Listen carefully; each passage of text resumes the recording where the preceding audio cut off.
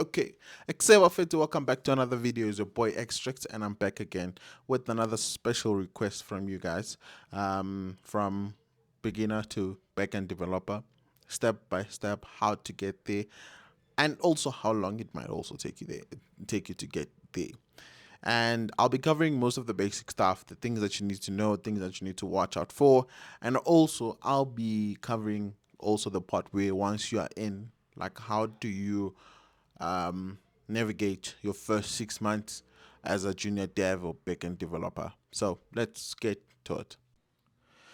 Okay, so number one, the first thing that you need to do is go to roadmap.sh. This is very important because this will give you an idea. This will give you a roadmap. It'll build you the things that you need to know and how to get started.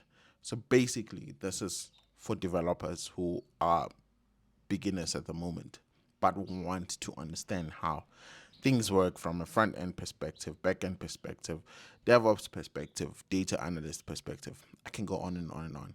The nice thing about this platform is that you can then go to skill based roadmaps, and then you can go into project ideas and also back end practices. So best practices. So for back end, it'll give you all of this, but now we don't want to be doing that because that's like once you become a little bit advanced. So now let's get started with the back end part. Um, Mind you, this is for anybody who is not back end, but anybody that wants to learn can use this platform, and it's free, guys. Like it's free. Cool. So it gives you an outliner. So basically, this is a backend developer step-by-step guide of to becoming a modern backend developer in 2025. So there's a lot of tools here, but I'll just give you like an overlay, of how these things work and blah blah blah.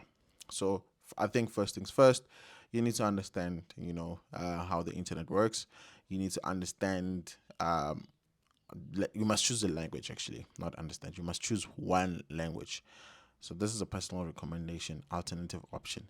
So if personal recommendation or opinion, it means it's purple. You can go for JavaScript, Python, or Go. I would prefer that you go for Java. It's a personal preference. I'm not forcing anybody to choose Java. I'm just saying you can go for Java. But anyways, and then this is your front end basics that you need to know. Basics for front end. The reason why you would need to know basics is because sometimes you need to test out your APIs, how they would behave if you're calling them from a front end application. So that's why you need those little bit of front end basics. You don't have to do some advanced stuff on CSS. Just a simple API call that brings back you a get response, populates the data. This is where JavaScript comes in. Yeah, and just a whole lot of things. And also understanding how the internet works, what is HTTP, what is a domain name, and what is hosting, blah, blah, blah, and so on. These are the things that you would need to learn on your personal space because you cannot just go into something and dive deep into it without understanding the basics. So these are the basics. The basics. So once you choose a language, you understand how front end basics work and understand how the internet works, then you should be fine. Then number two, you then move on to learning about version control.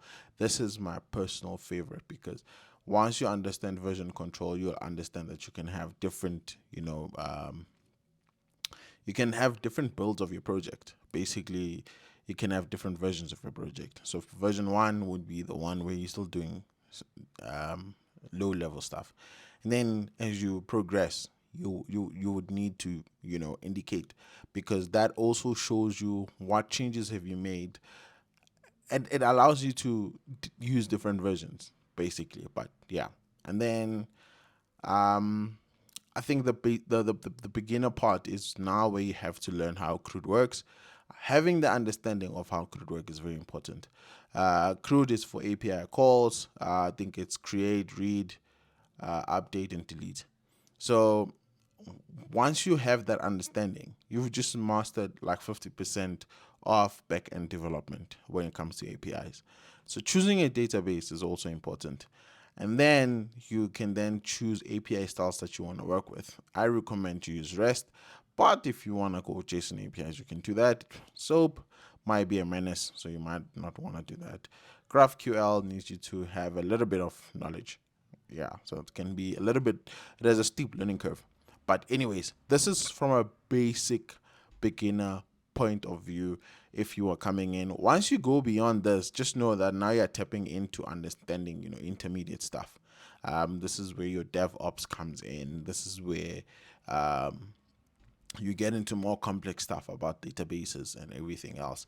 And this is where now you understand, your system designs, which you would not want to find yourself doing in your first to 6 weeks, because you should be at least mastering the basics, which will be from this point going up.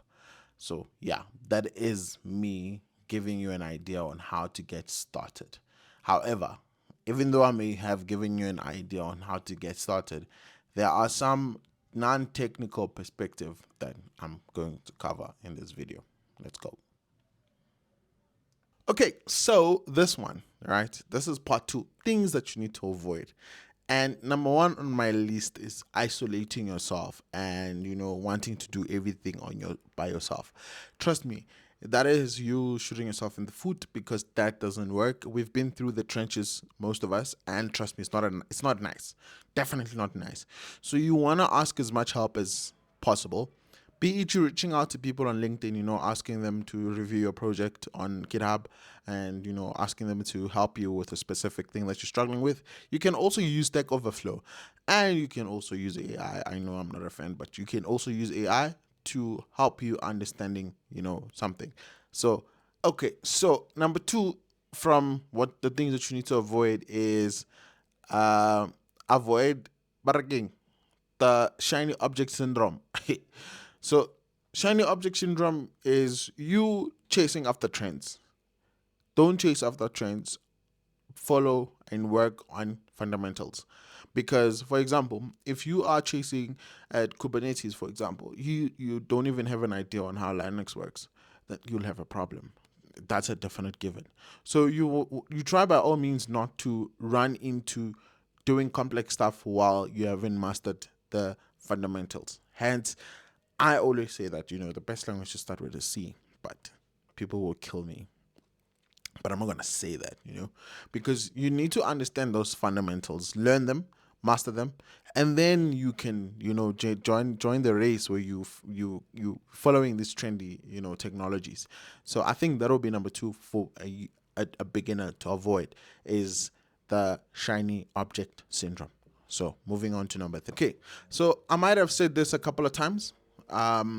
Tutorial hell. Yeah, yes, I've said this a couple of times. So avoid tutorial hell.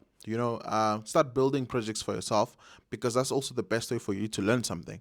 Because once you have a hands-on experience, if you are encountering an issue, you know that this is an issue that I'll need to go and research and try to fix. But if you're gonna go from tutorial to tutorial, it puts you in an endless loop where you are always copying projects but never building your own, and never understanding concepts deeper, because most of the stuff is already done for you.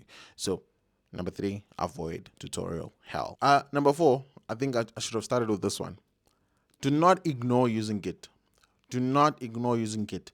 Please do not ignore using Git, because this should be the first thing that you do on your first project. Try to use Git as much as possible. A simple commit message, git add dot git commit dash m, then quotation, init commit, close, enter, git push. You want to learn that, because eventually you will see how important it is to have version control. So that is number 4. So all right, and sitting on number 5 is avoid copying and pasting without understanding. I repeat, avoid copying and pasting code without understanding, because you might find yourself being unable to debug. You might find yourself being unable to fix, but it's also the same as debug. Yeah, okay. You might find yourself in a situation where now you are introducing vulnerabilities, because you just copied a code from either ChatGPT or what's this? Stack Overflow. So you want to avoid copying and pasting code without understanding. So it's very important to understand the code that you're copying and pasting. Understand the libraries that it's using. why it wouldn't break in your current code base. So that will be number 5. Okay. This one hits home, guys. This one hits home. This one is talking to me. Avoid over engineering solutions.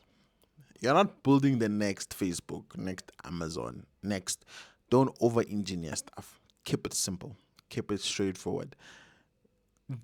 Keep stuff simple. The less complicated your code is, the better it is for you to maintain and read it. That, yeah, that's. I think that's number 6, if not number. Yeah, it's number 6. Okay, and I think for number 7, well, this is still related to the previous one, which is over engineering. Avoid optimization, early optimization. Just avoid those things. Don't. You should be working on basic stuff right now. Like, you should be working on basic stuff. And this moves on to the next point. Try not to neglect the fundamentals of a framework. Why? Sometimes you never know if the bug is because of the framework or it is caused by you. So you want to keep stuff simple, and you want to understand the basics of that, framework. And also that will help you to use the framework correctly.